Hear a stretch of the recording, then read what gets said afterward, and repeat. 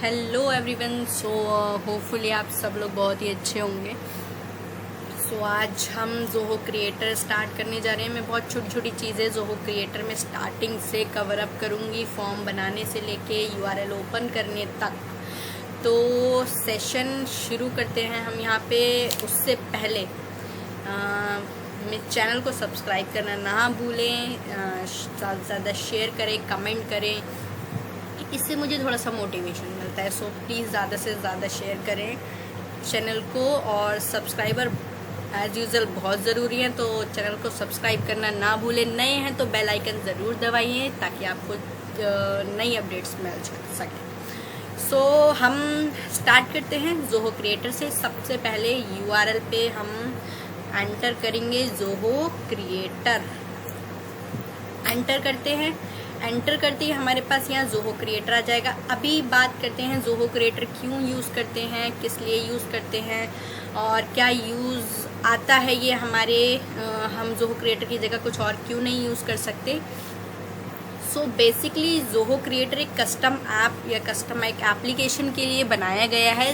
अब ज़रूरी नहीं होता कि आपके पास कोई क्लाइंट आए और आपसे बोले नहीं जी मुझे सीआरएम चाहिए एज इट इज़। ऐसा है, ज़रूरी नहीं होता कि सारी चीज़ें या सारी क्लाइंट की जो भी रिक्वायरमेंट है वो फुलफिल हो। इसीलिए जोहो ने एक अलग से एप्लीकेशन दिया हुआ है कि आप उसमें अपनी कस्टम एप्लीकेशन बिल्ड कर सकते हैं as per the client requirement और यूज़र रिक्वायरमेंट। जो भी आपकी क्लाइंट की रिक्वायरमेंट हो उसके अकॉर्डिंगली आप एक अपनी नई ऐप बना सकते हैं। उसका कलर थीम से लेके उसकी सारी चीज़ें आप अपने अकॉर्डिंगली रख सकते हैं। लेआउट वगैरह सब कुछ आप अपने अकॉर्डिंगली रख सकते हैं। सो उसके लिए हमने यहाँ पे जोहो ने यहाँ पे जोहो क्रिएटर के नाम से एक एप्लीकेशन दी है जिसको हम अब पढ़ने जाएंगे। सो सिंपली यहाँ पे जोहो क्रिएटर पे क्लिक करेंगे हम। हमारे सामने ये जोहो क्रिएटर ओपन हो के आ गया है। सिंपली लास्ट टाइम जैसे भी हम लॉगिन करते हैं, मैं दोबारा साइन इन करके बताती हूँ।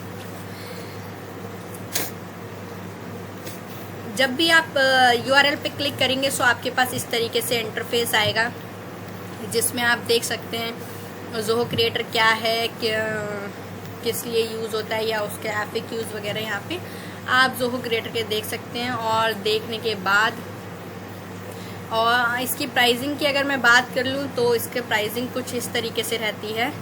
स्टैंडर्ड पे जाएं तो 480 का रहता है, प्रोफेशनल 1200 का है। यूजेस आप यहाँ पे देख सकते हैं कि क्या क्या चीज़ें आपको मिलती हैं यहाँ पे।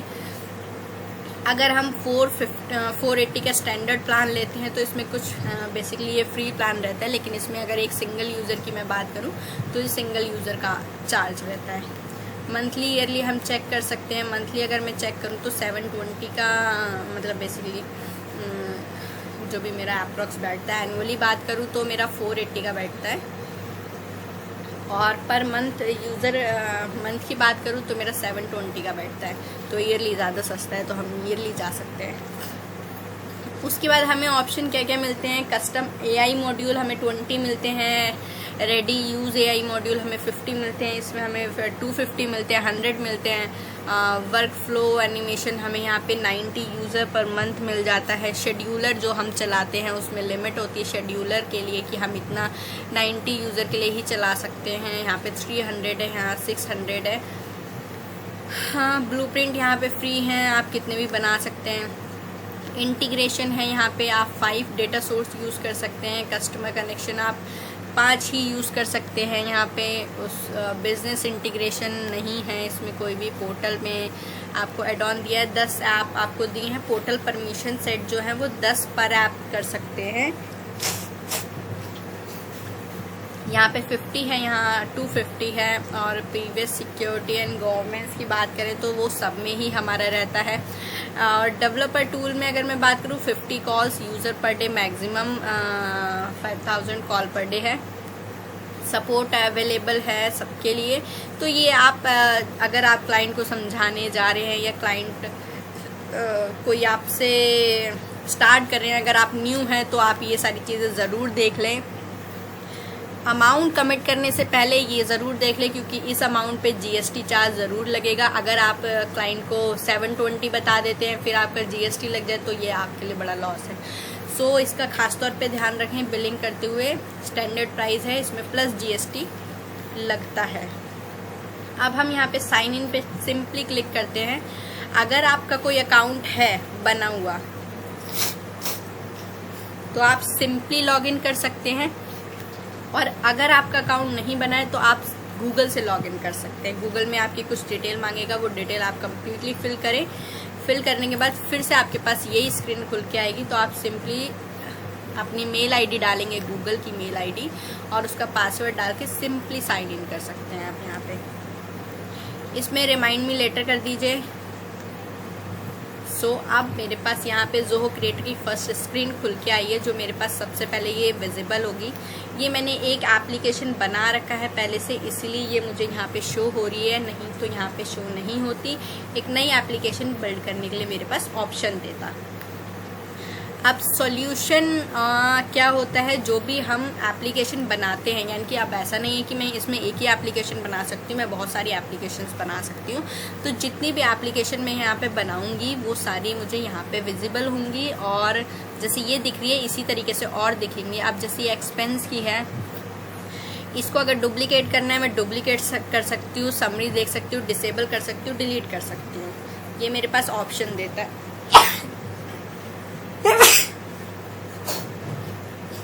सॉरी, मोर में ऑप्शन आता है आपके पास सेटिंग का, और ऐड टू एनवायरनमेंट। यहाँ मेन क्वेश्चन मार्क आता है, ऐड टू एनवायरनमेंट क्या है। ऐड टू एनवायरनमेंट है, जैसे आप कोई भी एप्लीकेशन को सर्वर पे जब अपलोड करते हैं तो उसमें एक आपके पास डेवलपमेंट एनवायरनमेंट होता है, एक आपके पास पब्लिक एनवायरनमेंट होता है। तो यहाँ पे जो एनवायरनमेंट क्रिएट होते हैं वो 3 एनवायरनमेंट क्रिएट होते हैं, वो एनवायरनमेंट यहाँ पे शो करता है। अगर आप किसी भी एप्लीकेशन का एनवायरनमेंट, यानी कि अभी मैंने एक सॉल्यूशन बनाया हुआ है जिसको मैंने अभी एनवायरनमेंट में नहीं डाला है, अगर मैं इसको एनवायरनमेंट में डालती हूँ, अभी ये मेरा फ्री प्लान है, अगर मैं इसको अपग्रेड करूँगी तो मैं डाल सकती हूँ इसको, क्योंकि ये पेड नहीं है तो ऑब्वियस सी बात है मैं एप्लीकेशन को पब्लिक नहीं कर सकती हूँ यहाँ पे। लेकिन यहाँ पे 3 स्टेजेस होती हैं, 2 स्टेजेस बेसिकली। पहला होता है मुझे एप्लीकेशन को स्टेज में लेके आना। यहाँ पे सबसे पहले हम एक डेवलपमेंट में काम करते हैं। ये मेरा सॉल्यूशन क्या है, एक डेवलपर स्पेस है। यहाँ पे मैंने एप्लीकेशन बना के रख ली है। अब मुझे जब इसे पब्लिक करना है, अभी ये सिर्फ मुझे दिख रहा है क्योंकि यूआरएल मेरे पास है अभी ये, और आईडी पासवर्ड मेरे पास है। अभी हर कोई एक्सेस नहीं कर सकता उसको। जब तक मैं इसको पब्लिक नहीं करूँगी एनवायरनमेंट में लाके, तब तक ये एप्लीकेशन पब्लिक नहीं होगा।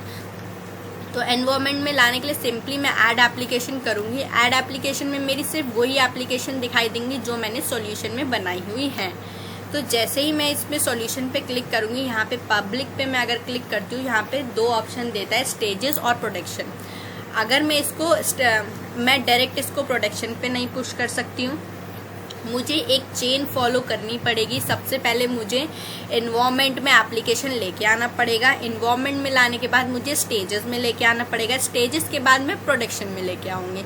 उसके बाद प्रोडक्शन का मतलब है कि वो लाइव हो चुका है, वो पब्लिक हो चुका है। अब आप किसी को भी यूआरएल अगर शेयर करते हो तो वो सिंपली ओपन करके विदाउट आईडी पासवर्ड उसको एक्सेस कर सकता है। लेकिन अगर आपने उसमें एक्सेस नहीं लगाया है, तो अगर आपने उसमें एक्सेस लगा रखा है मेल आईडी पासवर्ड से, तो फिर क्या होगा, उसको वो आईडी पासवर्ड की ज़रूरत होगी, तभी वो एक्सेस कर सकता है।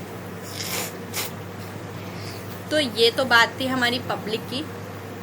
मैं एक एप्लीकेशन पब्लिक करूँगी तो मैं वो वीडियो ज़रूर शेयर करूँगी आप लोगों के साथ, ताकि आपको पब्लिक करने के लिए आइडिया हो जाए कि हम पब्लिक कैसे करते हैं। मोबाइल पे अगर पब्लिक करना है तो हम मोबाइल के लिए यहाँ पे यूज़ करते हैं। पोर्टल पब्लिक करना है तो पोर्टल हम यहाँ से पब्लिक करते हैं, यानी कि पोर्टल की कोई भी डिटेल चाहिए होगी। यूज़र सॉल्यूशन के लिए क्रिएट करते हैं हम यहाँ से। इस वाले डेमो, यानी कि ये मेरा एक एप्लीकेशन बना हुआ है, यानी कि ये मेरा एक ऑर्गेनाइजेशन है। अभी इसमें एक ही यूज़र है जो मैं यूज़ करती हूँ, जो भी डेमो ही है, मतलब पेड नहीं है।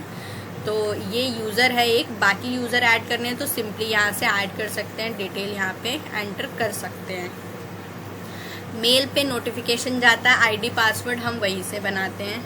अगर मेरे पास कुछ ऐसा आया तो मैं ज़रूर शेयर करूँगी बना के वीडियो, लेकिन फ़िलहाल मैं सिर्फ एक्सप्लेन कर देती हूँ। ऑर्गेनाइजेशन की डिटेल मेरे को यहाँ पे मिल जाती है सारी, ऑर्गेनाइजेशन मेल आईडी, उसका यूज़र्स वगैरह जो भी हैं, गवर्नेंस जो भी उसकी पॉलिसीज़ वगैरह है वो हमें यहाँ पे मिल जाएगी। डोमेन जो हम ऐड करते हैं वो यहाँ पे कॉन्फ़िगर करते हैं। आप क्रिएटर के डोमेन पे तो आप कोई भी एप्लीकेशन लाइव नहीं करेंगे ना। अगर आपका अपना एक ब्रांड है या अपनी एक ऑर्गेनाइजेशन है तो सिंपली आप डोमेन को यहाँ से कॉन्फ़िगर करते हैं और कस्टम ऑथराइजेशन हम यहाँ से कराते हैं। इसका नहीं है ज़्यादा कुछ यूज़। डोमेन बेसिकली मेन हम डोमेन अपनी जो ऐड करते हैं उसके साथ। ऑपरेशंस में आप सिर्फ बैकअप देख सकते हैं, बैकअप ले सकते हैं, API management, blueprint, analytic, publish देख सकते हैं, लॉग्स देख सकते हैं, मार्केट प्लेस, सपोर्ट, एक्सेस, ये सब हम देख सकते हैं। बिलिंग देख सकते हैं यहाँ से हम अपनी। यहाँ से हम ये देख सकते हैं कि हमने जो प्लान बाय कर रखा है उसमें हमें क्या क्या चीज़ें, कितनी चीज़ें मिली हुई हैं। तो अभी हमने सिर्फ एक सिंपली ज़ोहो क्रिएटर क्या है, क्यों हम यूज़ करते हैं, सिंपली एक ओवरव्यू लिया है ज़ोहो क्रिएटर का। मैं नेक्स्ट वीडियो में शेयर करूँगी कि हम एक एप्लीकेशन को किस तरीके से स्टार्ट करते हैं, किस तरीके से एक एप्लीकेशन को बनाते हैं, उसके अंदर क्या क्या चीज़ें होती हैं, वो सब हम आगे इसमें कवर करेंगे। ये एक स्मॉल इंट्रोडक्शन था ज़ोहो क्रिएटर के बारे में। नेक्स्ट वीडियो में मिलते हैं नेक्स्ट सीरीज़ लेके।